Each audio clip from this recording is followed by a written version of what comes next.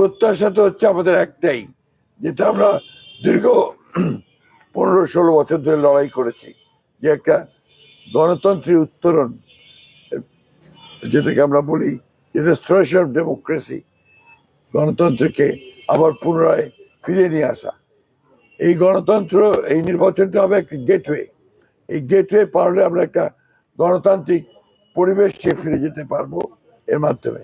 আমি সেই জন্যই আশা করছি যে নির্বাচনটা সুষ্ঠু হলে গণতন্ত্রের যে ব্যবস্থা, আমাদের রাষ্ট্র ব্যবস্থা, সমাজ, সবকিছুতে গণতন্ত্রের চর্চা করার সুযোগ সৃষ্টি হবে। সেই জন্যই এই নির্বাচনটাকে আমি ব্যক্তিগতভাবে অনেক বেশি গুরুত্ব দিই। একদিন পরেই নির্বাচন, অনেক স্পেকুলেশন ছিল, অনেক কথাবার্তা ছিল সমগ্র দেশেই, বিশেষ করে মিডিয়াতে। অনেক দিন নির্বাচন না হওয়াতে, 15 বছর প্রায়, সকলেই একটা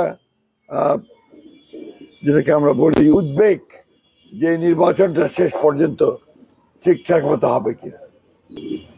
আমি এখন পর্যন্ত এই এবারকার নির্বাচনের যে পরিবেশ, সেটাকে মোরলেস ভালো দেখলাম।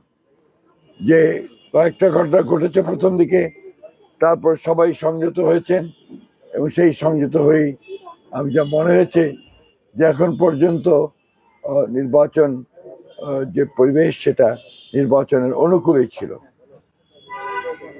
এর মধ্যে আপনারা অনেকগুলো ইস্যু নিয়ে এসছেন, কথা বলেছেন, আমরাও আমাদের কাজ করেছি। ঠাকুরগাঁতে বিশেষ করে আমাদের চেয়ারম্যান তারেক রহমান সাহেবের যে সফর, সেই সফর অত্যন্ত ইতিবাচক ভূমিকা রেখেছে ঠাকুরগাঁ পলিটিক্সে। আমরা মনে করি তার এই সফরটা বিএনপি রাজনীতিকে অনেক দূর এগিয়ে নিয়ে গেছে। এখানে আমাদের এক ভাই প্রশ্ন করেছেন, এই নির্বাচনে আপনার প্রত্যাশা কি?